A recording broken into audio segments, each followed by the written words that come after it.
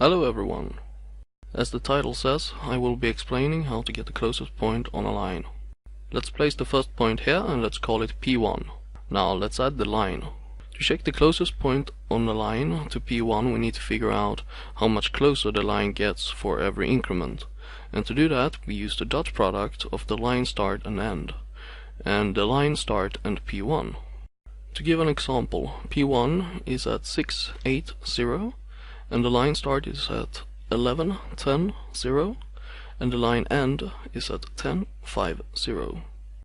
By dotting the line direction with the direction of P1 we get about 0.54. If this number had been negative, that would have meant that the start position was the closest point. So the line is 54% aligned with the point. Now all we need to do is multiply the distance to P1 with this value and create a point at the section of the line. Keep in mind that this value can max be the length of the line unless you're making an infinite ray. The length to P1 is about 5.38. If we combine that we get about 2.9. So we take the start point, add the direction, multiplied by the distance we just got, and voila, we get 10.4, 7.1 and 0.